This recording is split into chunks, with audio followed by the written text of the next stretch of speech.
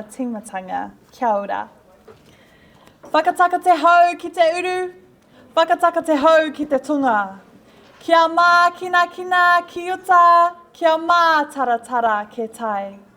E hi aki ana te atakura, he tio, he hoka, he hauhu, ti hei! Mauri ora.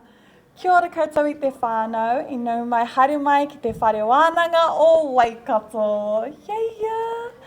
So a little bit of background, ko Javea Whiki tōku ingoa, he kaimahi a hau ki Seed Waikato, and today I am here with Annika in the background. Kia ora Annika, woohoo! We're here with Kaylee as well, an intern, a part of Seed. We've also got Mahir as well, who's catching some data, and also our lovely Tanya. A little bit of health and safety before we get started. In case of an emergencia, an emergency, we're just going to go out the exit doors here. We could also go out those ways too, but I think these are the closest. We've got wharepaku down this way to the left, and we also have wharepaku that way as well. So if you ever need any help navigating your way, let us know and we can guide you throughout our time. Cool, and now we're here for, drum roll please, the important mahi of the rā. So I would like to introduce Tanya, our amazing, enthusiastic Chief Officer who's going to talk to you about this kaupapa, about Seed Waikato and why we're here. So kia ora, let's give a round of applause. Homai te pakipaki ki Tanya Poynton. Ngā mihi jā, thanks very much for the warm welcome. Tēnā koutou katoa. Oh, I've got to hold this. Excellent. Clip it on. Wow. I'll be 2 seconds, so be quick. You should just turn these microphones on. Getting it sorted. Okay. Can you all hear me fine? Oh, that's quite loud now.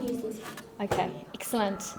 Welcome everybody to this event. We're super excited to have the Wellbeing Economy Alliance team here today.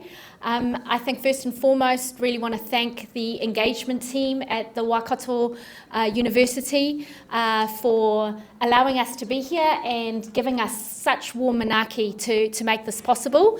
This is a first event for us here in the way that we do this in partnership, so we're excited for many more. So thanks so much for giving your time to us today. I think the seeds of this event started because Seed Waikato is all about providing hope and connection for our young people.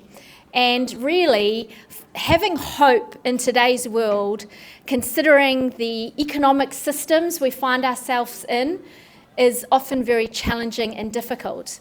And a way in which we can potentially find hope is to look at things in a new way.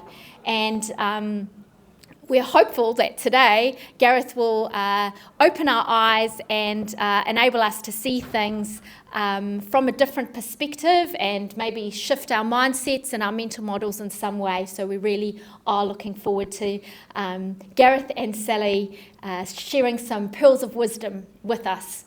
At the end of the event, there's also an opportunity that we'll explain to you about a potential scholarship to join the Seed team down in Wellington at the Wellbeing Economy Alliance Forum, which is exciting as well. But with no further ado, let's get into it. We know our time is precious, so I'll just introduce our 3 speakers for today. Gareth is the director of the Wellbeing Economy Alliance Aotearoa, working to redesign the economic system to deliver well-being for people and planet. He is an author, political commentator, and chairperson of SAFE. He served for a decade as Member of Parliament, starting as the youngest MP at the time. Before politics, he was previously a climate campaigner at Greenpeace. Gareth is a dad of 2 teenagers in Wellington, and he loves to sail his yacht, Avanti. Then we have Sally. Sally is the Knowledge and Engagement Lead at the Wellbeing Economy Alliance Aotearoa. She has worked primarily in social policy research since uni. She has led research activity at the McGuinness Institute, been an advisor to the Mental Health and Addiction Inquiry, run GovTech initiatives at Creative HQ. Her previous role was working on Māori data sovereignty kaupapa at Nicholson Consulting. She also teaches dance for Shut Up and Dance. And then we have Justin O'Connelly. Justin is the director of Deliberate, a consultancy specialising in the use of qualitative research and systems thinking to help understand complexity. We're honoured to have all three of you join us today, and I'll hand it over to Gareth. Thank you. Kia ora. Kia ora. Well, kia ora, ngā mihi nui kia koutou, kia ora. Thanks everyone for coming today. It's wonderful to see you all. This is how I think I look when I think about economics. This is how I think most people probably think about economics. You know, it's all about graphs and numbers and tables. I hope someone brought their calculator today. No? No worries. But actually, I think how we should think about economics is from Cambridge economist Ha-Joon Chang, who's been called the hungry economist.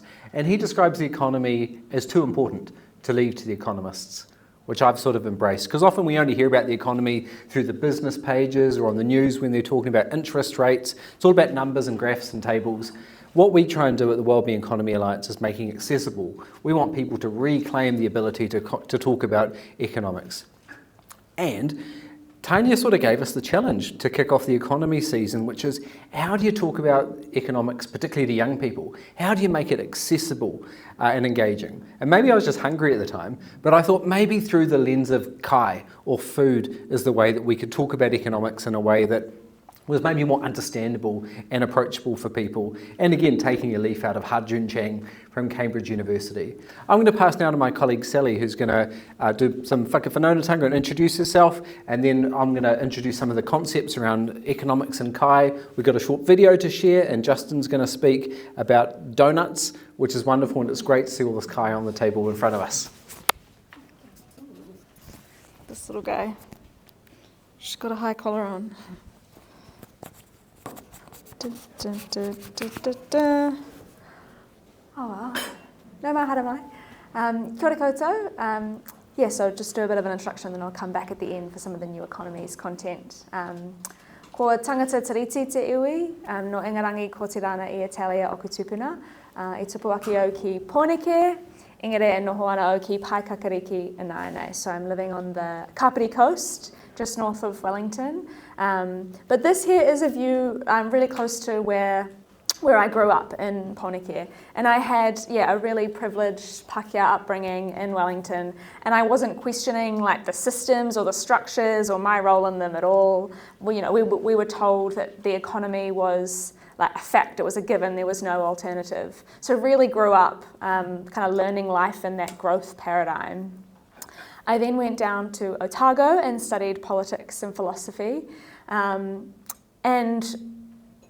was really seeing how what I was learning in economics wasn't covered in politics and vice versa, yet we were talking about the same things. So it was really valuable to have them together, because it is political economies ultimately, and that we're also learning, old neoclassical economics.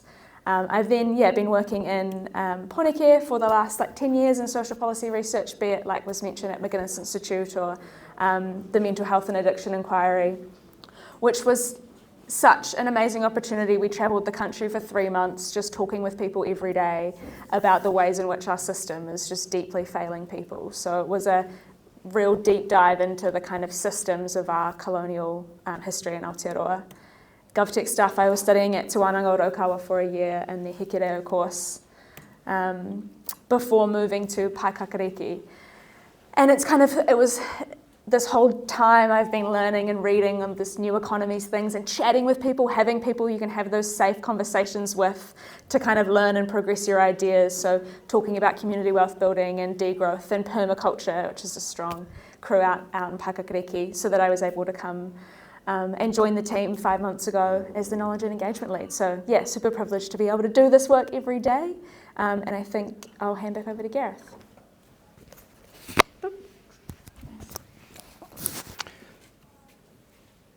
So I wanted to introduce sort of my story and why I'm here today.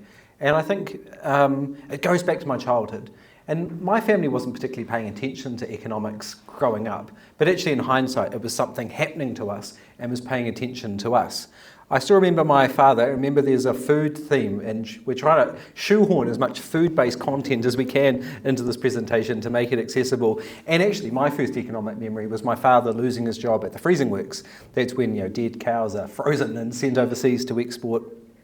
But I also remember a few years later when Mum's benefit was slashed under the mother of all budgets in 1991. So I always thought about the economy as something happening to us, something traumatic. I went on to make a career trying to make a better world, and I've tried everything from leading 6,000 people marching up Queen Street for the climate, through to giant petitions and court cases, through to getting arrested. That is me. I guess there is another food connection there as well. Do you know, I actually went on to work for Burger King, so maybe I'm a bit of a traitor at university. And then I got myself elected and tried to work through politics and lawmaking to make a better world. But it wasn't until I retired at the last in 2020 and moved to a conservation island that I really thought that much of my work trying to make a better world for child poverty or for climate change was focused more at the bottom of the cliff, was focused on the symptoms of society. Really, we need to think upstream of the economic systems which are causing things like child poverty or climate pollution or nature collapse. That's where we're best to put our evidence. Here I worked with a new national food security entity called the Aotearoa Food Rescue Alliance. We got 53 million meals to people over COVID. And for me, it was a stark reminder how many people in Aotearoa are going without food. In fact, 1/5 of our families are described in food insecurity at the moment. So, again, another food. I wanted to share the story of how my whānau came to New Zealand originally. So, there's a story of a paddle over here. So this is where my father grew up, in Wales. This is in post-World War II. You know, this was a grim, sort of cold country. It was all black and white back then. It's interesting, back then UK citizens were noticeably shorter in height than New Zealand citizens because of nutrition and the lack of access to good food. And so they moved to the other side of the world, to Tatapuri, just north of Gisborne. This is the bay they moved. I mean, it would have been like paradise. And for me, it's a reminder, when we talk about economics, we often think about numbers and tables and stuff. We're talking about really real people. And we're talking about people who want to leave a better life for their kids. And that's what we need to keep in our minds when we talk about these issues. It's all about families. It's all about a better life. But also it's a reminder of where the word economics comes from. Because actually the original Greek word, oikos, is where we get the word economy from today. So we need to remember that. And often we talk about the economy in incorrect ways. Often the government, their budget, is presented as like a household budget. You know, you've got to balance the books and stuff. It's just not true. It just doesn't work like that. The government goes on forever. But also, the way we used to think about economics was kind of like an abstract thing, this model that you'd think in the abstract. You know, it was a model of a house. But actually, we didn't consider where the house was located. Was it in a community? What were the people living in the house? What land was it on? And whose land was that once upon a time? Where did the environmental connections come? Where did the water go when it hit the roof, etc.? So I think the metaphor of a house for economics is a really good way to explore it. Now we're trying to jam in some memes in this presentation to make it youth-friendly as well. But also, when we talk about a house, like quite literally today, for say my kids' generation, the idea of home ownership just feels impossible and totally out of reach. So it's such an important issue to think about. Here we go. I want to talk about the economy through the lens of a pie. And it's awesome to have pies on the table. Thank you very much, Tanya and the team. Now, it's been a truism in New Zealand, and I think probably world politics, for decades and decades, that the point of politicians and the point of government is to grow the pie. If there's one thing that National and Labour in New Zealand agree on, it's that their job as politicians is to grow the pie.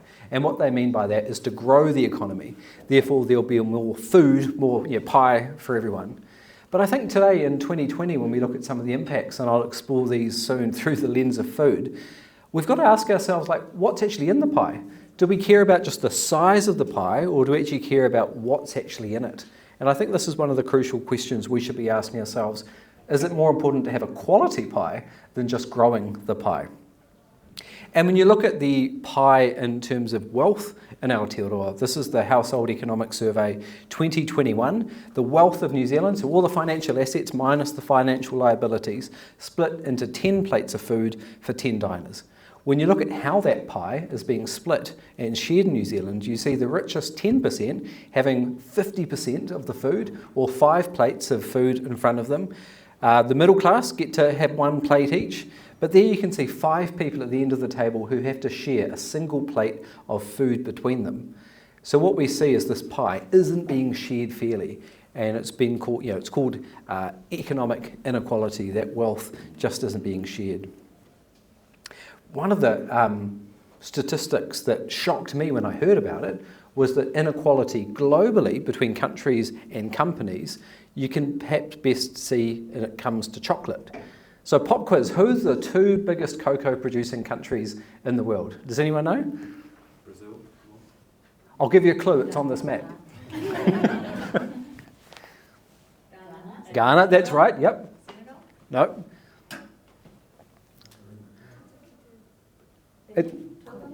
It's a hard one because actually we call it Ivory Coast today. But do you know the 2 biggest cocoa producing nations that we get cocoa for, more wealth is held by the 2 chocolate families in the world, the Mars family and the Ferrero family, than the wealth of those 2 largest cocoa producing nations. So that wealth just isn't being shared fairly or evenly. And this is how often the economy works. And the idea is that we'll keep growing the pie, and no matter the costs of growing the pie or how it's not being shared fairly, the idea is we'll be able to recycle a little bit of that. And we do this through taxes and budgets, trying to deal with the problems caused by chasing that growth. But also this has been the story that have been told for decades, that ultimately the wealth from those chocolate families or others will trickle down, but we know that's just not true. We also know that this pie risks sort of taking over the planet. And what I mean by that is we're seeing huge, severe impacts on the natural world, what are called planetary boundaries. Climate change is probably the most common one, or species going extinct. A personal story I wanted to share with you was some work I did in the early 2000s around deep sea fishing. Because we had caught most of the fish close to land, it was easy to get. We literally went to the bottom of the oceans to look for the last fish. This is the orange ruffy fish that we'd only discovered in the mid-1970s in New Zealand's waters. And this is the amount of fish we were dragging off the seafloor in that period. Actually, there's a funny story here. So it was actually first discovered by Russian fishermen who were doing exploratory fishing off the New Zealand's coast. It was the Soviet Union back then. And they caught this red fish, and they'd never seen it before. They cooked it up, and they all got terrible diarrhea. In fact, they called it the diarrhea fish at the time. They didn't learn that there's a little thing you need to cut out before you serve it. And New Zealanders worked that out, and that's how we export this fish today. But now we're getting tiny amounts of fish in the nets, even from the bottom of the ocean, because of the planetary boundaries being reached. We're literally going to the ends of the world. Has anyone heard of the book, The Magic Porridge Pot? This is a book from my childhood, so maybe it's not particularly common, but I wanted to use this because it's a story, it's a myth, right? And the idea, in a poor village, there was a girl who was hungry, and she wished that she could have a pot that would grow porridge. And she got her wish, and the first day the porridge came out, but then the next day there was even more porridge, and then the next day there was even more porridge until the porridge grew out of the pot and took over the kitchen and then spread throughout the village, causing all sorts of chaos. And I kind of use this as, again, a food-related metaphor for how the economies work, because we've literally gone to the ends of the earth to cut down forests or hunt for fish. We're literally impacting the entire planet and the biosphere. I mean, working on deep sea fishing, it reminds me that when an explorer went to the world's deepest point in the Mariana Trench a few years ago, you know what he found at the bottom of the sea? Plastic bag. But also, do you know there's like 500 million bits of orbiting waste orbiting above. New Zealand's actually leading some of the work for tracking orbital debris, or space waste, basically. So we've got waste at the bottom of the oceans, we've got waste orbiting hundreds of kilometres above us. This is sort of the way the economy's gone. It's growing and growing and growing because we kept growing the pie. And you can sort of see this in the impact with the natural world. Do you know that right now, the weight of all of the concrete and the aggregates and the metal we've produced is greater than all the plants and all the animals and all the bugs and critters in the world? We've actually produced more by weight. In fact, when you look at just plastic, that's twice the weight of the animal kingdom. And remember, this is plastic that won't break down for hundreds and hundreds or maybe even thousands of years. So this economy is actually having a huge impact on the natural world. So I want to leave on this slide. I thought this guy was in the rear view mirror, but maybe not. This was, for Donald, the sign of success, right? All this great junk food. And I think the question for us today is, what does a healthy economy look like? If we're talking about the economy through the lens of food, what size should the pie be? What should the ingredients be? What should be in it? And what would be a more healthy taste?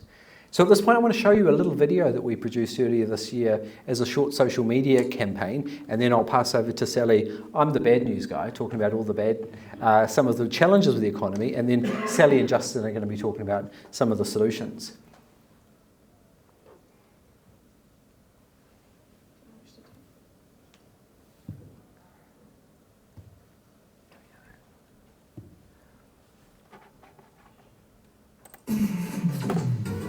The 1980s, old-fashioned, 6 cents, and neverland of neon. But it was also a time of great challenges. Unemployment and inflation were on the rise, and the economy was tightly controlled. Then, in 1984, the script flipped. We began looking at systems abroad, and a new government imported a radical economic vision, one where the state took a step back and rules for corporations were weakened. We call this neoliberalism. Think of it like capitalism overload. The focus was on rapid growth, so taxes were overhauled to favor the wealthy, and welfare budgets were slashed. The idea was that corporate profits would trickle down, promising never-ending growth. Instead, it has created a significant wealth gap in Aotearoa and disregarded our planet. 40 years ago, neoliberalism was presented as the only way, but today, we have the opportunity to redesign our economy again, addressing challenges such as inequality, child poverty, and climate change, building an economy that serves people and the planet, leaving neoliberalism where it belongs, back in the 1980s.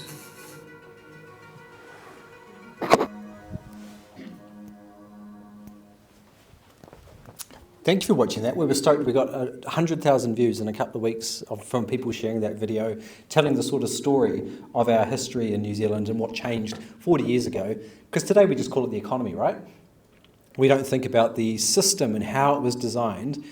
But I think that's an important question we should be asking ourselves, because if it was designed 40 years ago, that means we can redesign it today. And that's actually a really good segue to pass over to my chairperson, Justin Connolly, who's going to talk about the donut. And I think the donut could be the food that saves the world.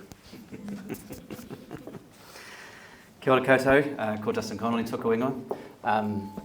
In the immortal words of Homer Simpson, donuts. So has anybody heard of a book called Donut Economics? It's okay if you haven't, but I'm just interested if some people have or not. There's a couple of hands. One hand went up over there. One hand went up over there. Cool. What's the... laptop. Oh yeah, thanks. Donut Economics was written by a woman called Kate Raworth from the UK in 2018. There she is there. She's a great communicator, and you'll notice one really important difference with traditional economists. She's female, and it's not a black and white photo. So a lot of our economic theories and assumptions are based on some quite old logic, right? Doesn't mean that logic was flawed. Economic thinking is always a reflection of the times, and that was relevant at that time. This is more modern. Like many of the cutting-edge economic thinkers are women these days. It's a good thing, says the white middle-aged man to a class of young people. But the key thing I want to point out about this picture is the byline to her book. She called her book Donut Economics, and it says 7 ways to think like a 21st century economist. So she's going, She went to school to study economics and it didn't tell her how to answer all the problems of the world, and she kind of reflected on that, highlighted these things that are assumed or ways that are embedded in the way we think about economics currently and how that is maybe problematic and needs to change. Oops, wrong computer. So firstly, just this concept of a donut. Distracted by the donuts on the table there. There's 2 rings you'll see there in this picture. So what she was noticing was this, Gareth mentioned ecological ceilings, planetary boundaries, these concepts that we can only use so much of the world's resources. We can't continue to grow. So growth, being usually measured by GDP, is literally how much stuff we make or use. Right? There is a limit because we live on a planet that is only a certain size. There is only so much stuff that we can use before we have too much of an impact on ourselves. And we are already having that impact, of course, climate change in many other ways. So she heard people talking about that, and she also heard people talking about, well, we need minimum standards of things for society and people as well. We need these social foundations, she called it. So she conceptualised the donut. She put these 2 rings together and say all of our activity, if you just sort of measure it from the inside to the outside, sorry, I've lost an animation there. If you measure it from the inside to the outside, we want all of activity to achieve things that gets people above a social foundation. You want to have enough to survive, enough wealth and resources to live, enough connection and strength and stability in society and all of those sorts of things. But we also need to manage our activities so that we stay within the planetary boundaries. We can't overshoot these planetary boundaries. So we're looking to operate in this safe space for humanity, which is this green band, hence the donut. Possibly the only donut that's good for you, right? They're extending the metaphor of food. Now, the 7 ways to think, I've chucked them all up on one slide here because I don't have much time, but I just wanted to pick maybe on a couple and just highlight to you some of the ways that some of those assumptions and thinking is flawed. And I'd really encourage you to get a copy of the book from the library or hunt out a copy or check out donuteconomics.org to explain it. So number 1 there, she says change the goal. Currently, this inherent goal of our economic system is to grow. Our GDP, we need to grow GDP. Base assumption is there. If we do that, more of it will end up in everybody's pockets, more of that wealth. Our trends indicate otherwise, so we need to challenge that. She's saying, let's make the goal living in the donut. How do we provide for everybody socially whilst living within those ecological ceilings? Design, create to regenerate is another good one. That's jumping down to number 6. So that's talking about being a circular economy as well. So in terms of, we sort of have this take stuff from the environment, make stuff for ourselves and then throw it away kind of mentality, right? That's kind of embedded in the core of a lot of our logic. The environment is often seen as an externality. If anybody's studying economics, that term will ring a bell. And so the circular economy is about making sure that we ensure that we're only taking things that are minimal, we are reusing as much as possible, right? So these are this little graph on the left here at number 6, looks like a little reverse hyperbolic graph. Basically, current economics thinking says we have to extract from the environment to make stuff which pollutes, which makes us rich enough to tidy up the environment again. Does that sound like good logic to base sort of our economic activity on? We have to pollute to have the money to clean up the environment. She's saying that's fundamentally flawed as logic, as assumptions. That's one of the examples. And the bottom one there being agnostic about growth again as well, right? Some things will need to grow, but some things need to be composted or perhaps retired or moved away from over time. So not a lot of time, but just wanted to throw up these 7 ways to think. We talk about the donut, and people often see this donut, but the real ingredients of the donut are these 7 ways to think like a 21st century economist. So encourage you to go and explore. And now I'll hand back. Dun, dun, dun. Amazing.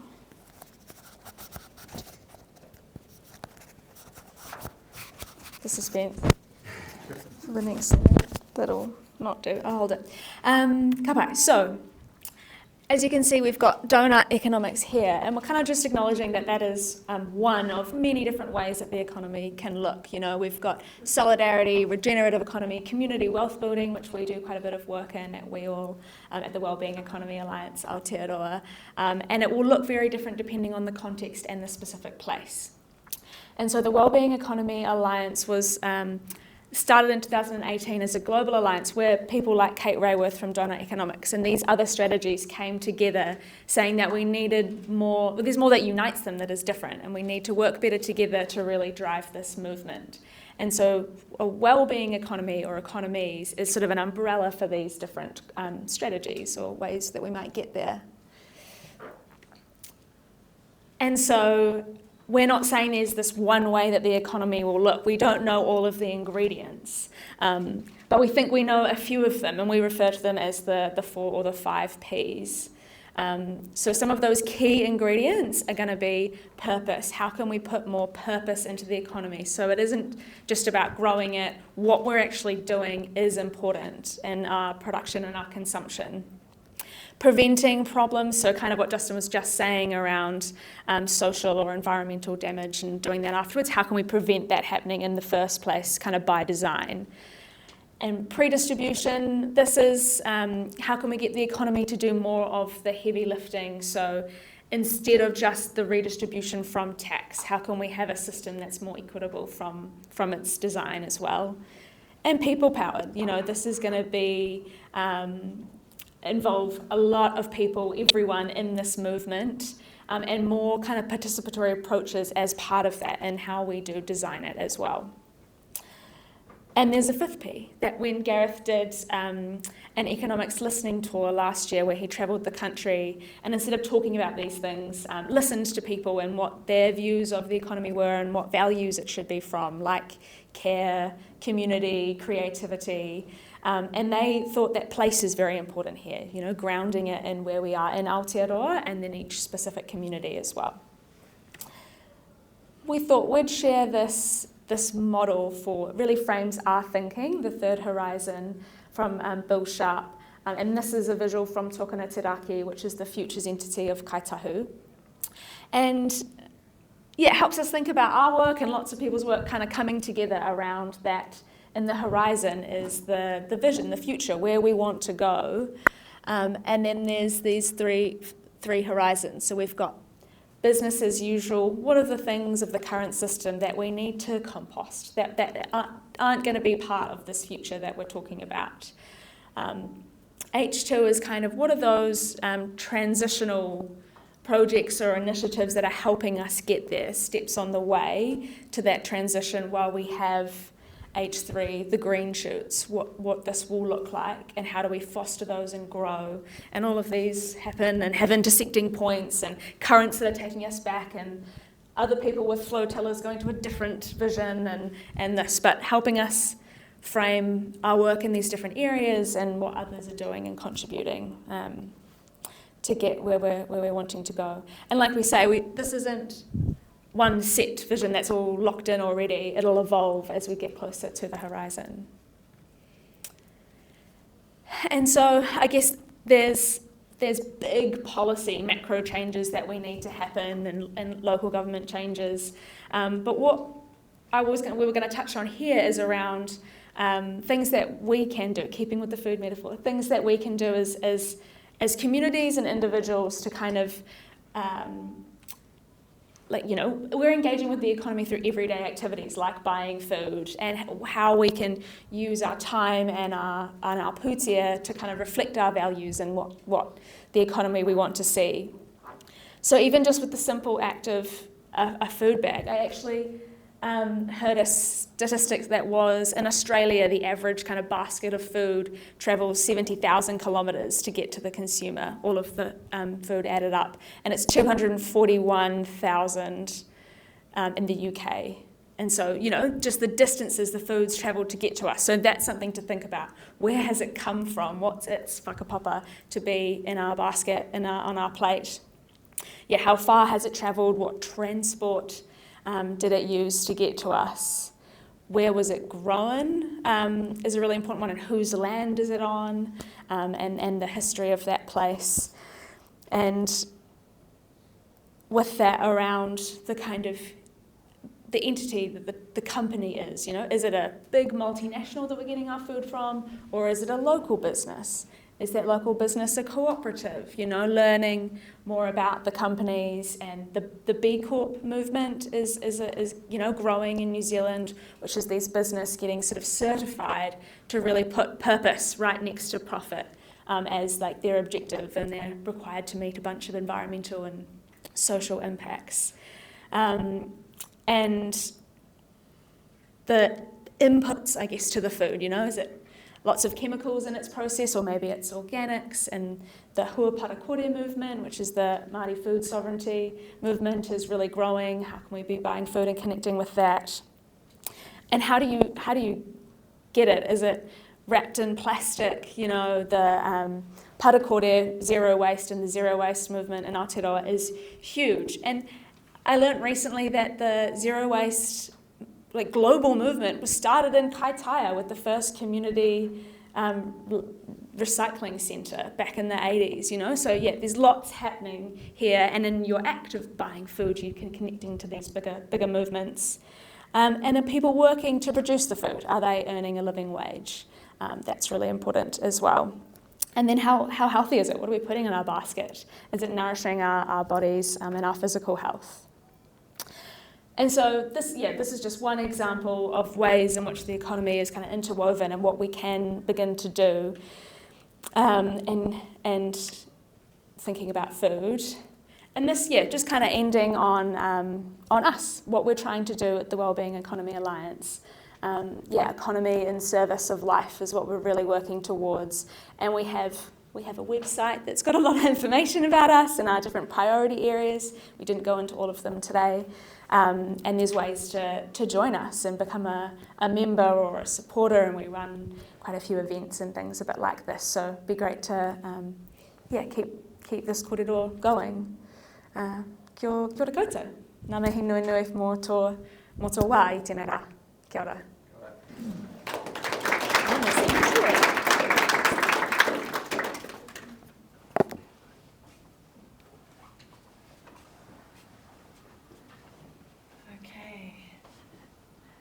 Okay, kia ora everyone. So now, could we just please do another homai te pakipaki for our amazing guest speakers here.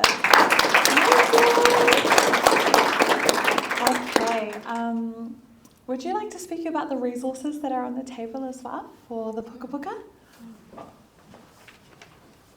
And open for any questions as well. Yeah. Who's ever heard of the Financial Times? It's kind of the world's most famous economics newspaper. So we wanted to riff on that and think, in these turbulent times, it's been called the polycrisis globally, how do we design an economy for public good?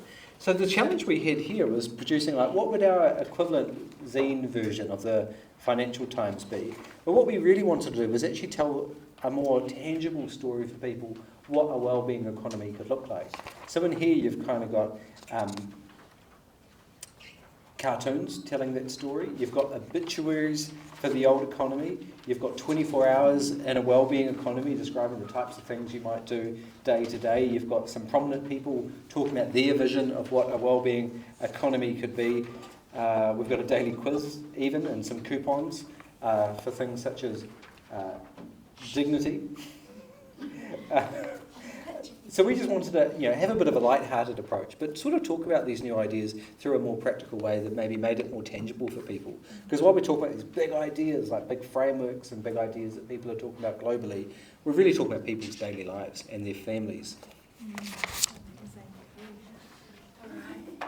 Thank you, Gareth. And I'd also love to open it up now if there's any pārtai or any kōrero that has arisen from hearing this kōrero. So feel free to ask any pārtai now, if there is any. I'll invite Gareth and the team to come up and answer any questions if there is any. Oh. Thank you. It's really wonderful. So actually it touches me. I love the way you think, the way you visualize the future.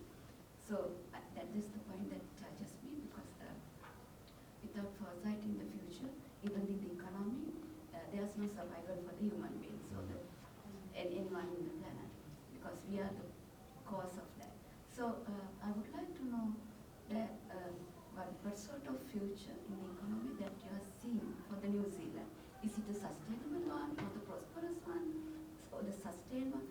what sort of economy that you are seeing for the New Zealand? Well, I think we want a prosperous economy where people have their needs met. You know, there's enough healthy food on the table, there's good education, you know, their health is looked after, but that's within planetary boundaries. So we're not, you know, damaging the environment and leaving it worse for future generations for our prosperity. And, you know, when I went on my listening tour around New Zealand for 6 weeks in a camper van last year, this is what I heard people from across the political spectrum in towns large and small want to see. You know, an economy that looks after everyone, that protects and is connected to nature, which we love in this country. So yeah, I think that's what we're working towards. Okay, that means the prosperous economy. So in that, sorry for No, please do. So in that sense, you are believing once our speaker said that we have the environment here, so we are becoming rich because of the environment. Then we have to clean the environment. So it is a sort of linear process.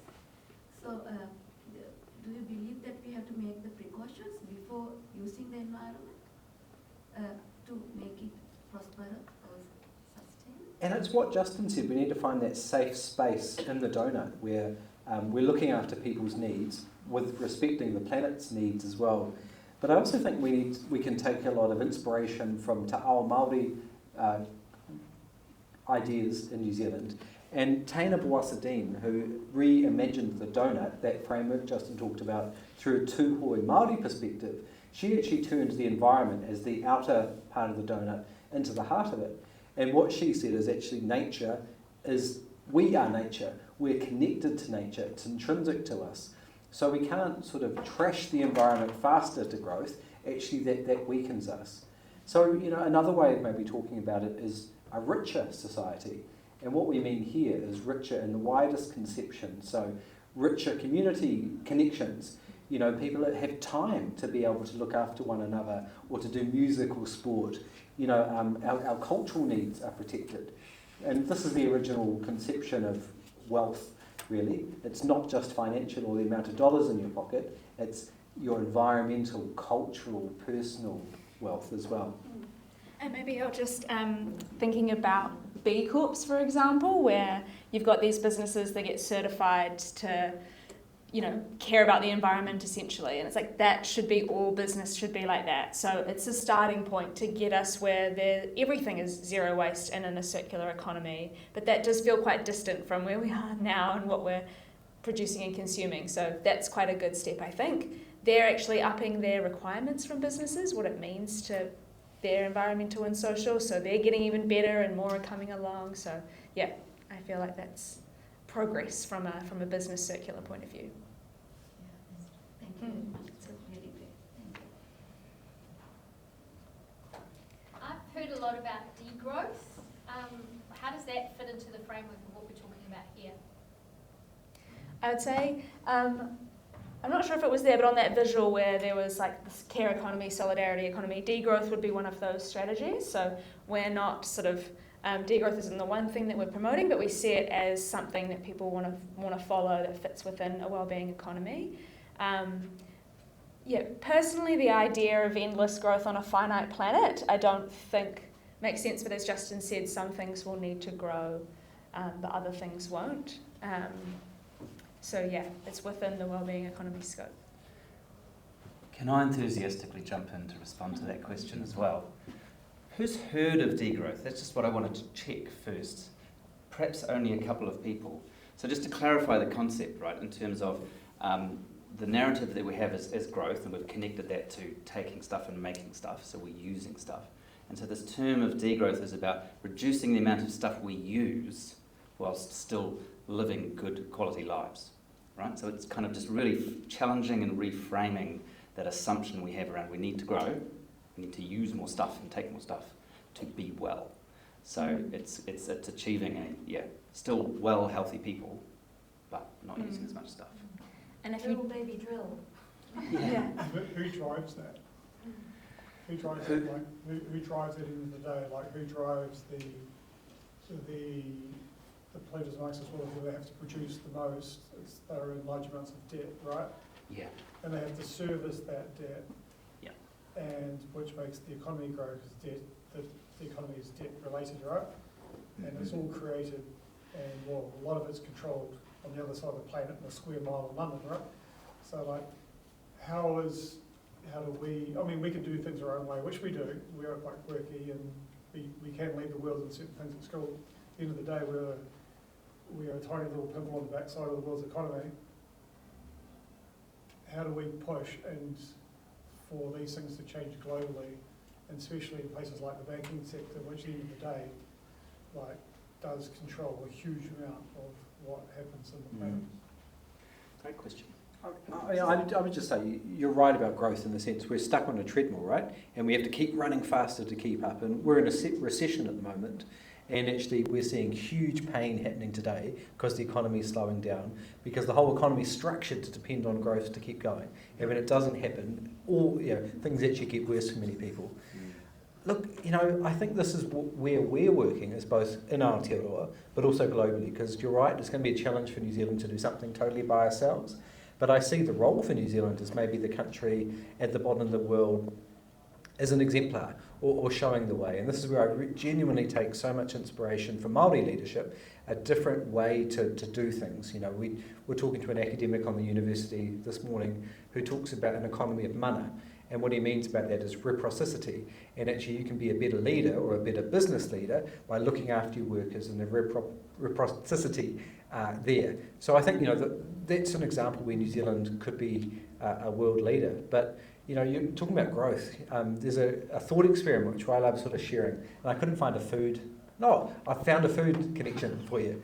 So this was Jeremy Grantham, who was an investment banker, and he was at a conference full of other investors, and he said, we're all aiming to grow at about 4% a year, which is what New Zealand sort of grew at in the second half of the 20th century. And he set a challenge to the people in the room saying, imagine like the ancient Egyptians, right? Imagine the first Egyptian, there was a king before they had pharaohs. The guy's name is Nama, and there was 3,000 years of kings and pharaohs in Egypt. So imagine King Nama had a pot of food, which was about 1 metre squared. How big would that pot of food be if it grew at 4% a year, every year for 3,000 years? And people said, maybe it would be as big as the planet. Some people said maybe it would be as big as the sun if it grew at 4%. The actual answer was 28 octillion suns, which is 1 with 28 zeros after it was the size of that pot of food if it kept growing. So we sort of, as Justin said, need to find ways to have an economy that respects those planetary boundaries. And just the last point I'd say is I also think an obligation for New Zealand to take action.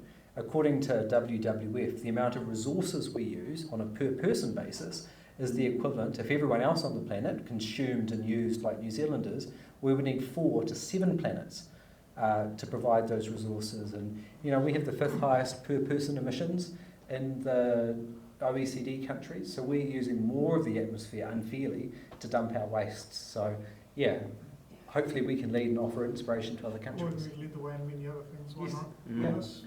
not? I just want to chuck in a quote as well, because Kate Rayworth has a great way of saying, she goes, what we have is an economy that needs to grow whether we thrive or not. What we need is an economy that lets us thrive whether it grows or not. So we really need to challenge those kind of fundamental assessments. And just to highlight the pan-political nature of that, our current government is growth, growth, growth. They're saying that is their agenda. The new Labour government in the UK is saying growth, growth, growth. Because it's that mentality that we have embedded across all of society. So it's not a political thing, it's a fundamental kind of across the pan spectrum thing. What's your position on nuclear energy? Ooh. Who wants to go on this? Well, we don't have a formal we all Aotearoa position on nuclear energy, but I think we would share New Zealand's position, which is we should have no bar of nuclear weapons, and actually there's no point having nuclear power. From an economic perspective, I mean, renewables, wind and solar, is cheaper than nuclear. It's cheaper than coal or gas today, so I don't know why we would even look at nuclear energy in New Zealand. Yeah. One of the other 7 ways to think was being savvy with systems, right? So kind of just moving away from this concept of thinking problems in isolation and reflecting on how they're all interconnected. And perhaps if I reflect on the nuclear question around that, like it opens the door to this discussion around, well, if we just generating new and other forms of energy, and wind and solar are a good way of doing that. Nuclear might be in the mix for some countries, but maybe that's just adding to an already existing demand, right? So all the extra energy we produce, so we need to change the conversation to reducing that consumption, reducing the energy flows. We might not need as many nuclear power plants for that marginal, using that economics term for anybody studying business, production of electricity. So perhaps another reflection on it. Jen? I'm really concerned how few people vote. I was wondering if you could talk about the people-powered category a little bit more. Do you want to speak to that? Yeah, sure. So yeah, we totally agree with that people aren't and should, but that voting in our elections is one part of what it means to be an engaged and active citizen.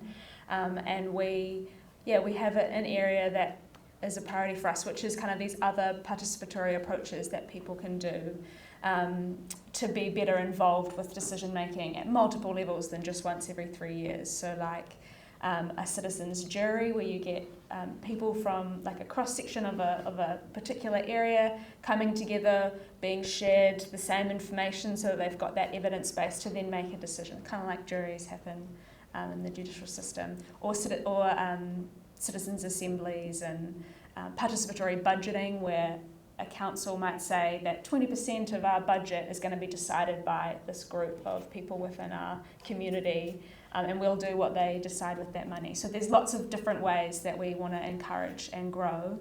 And maybe an example from overseas, from France, they had a big climate assembly.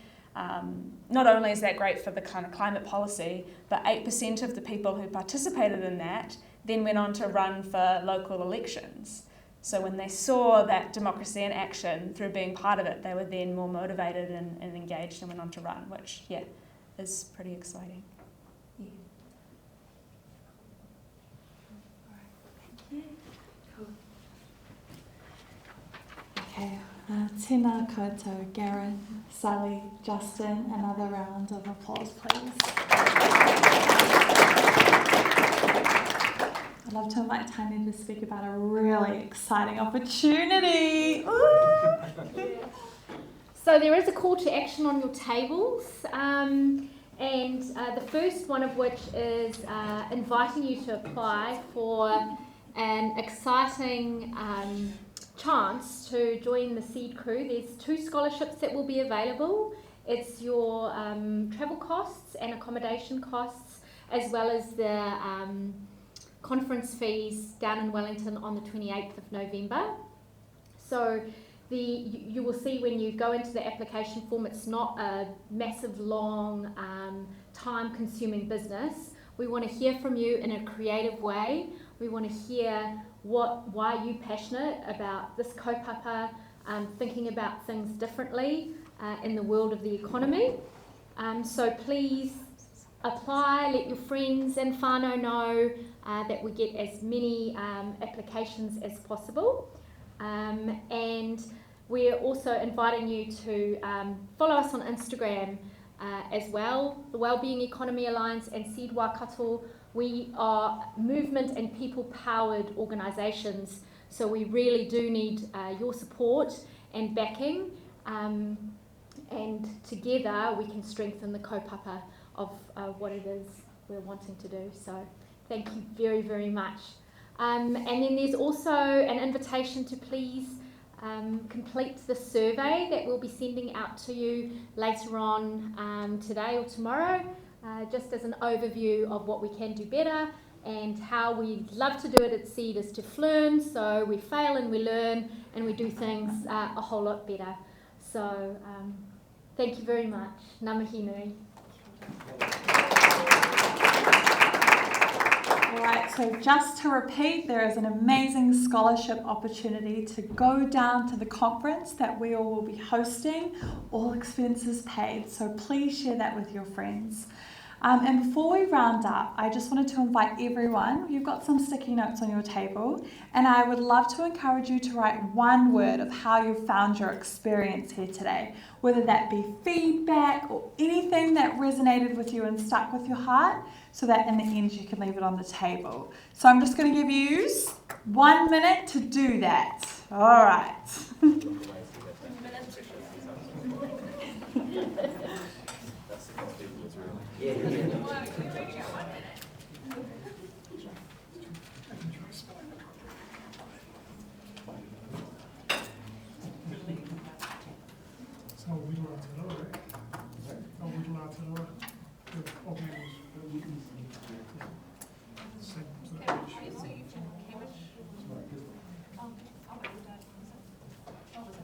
No, that was beautiful.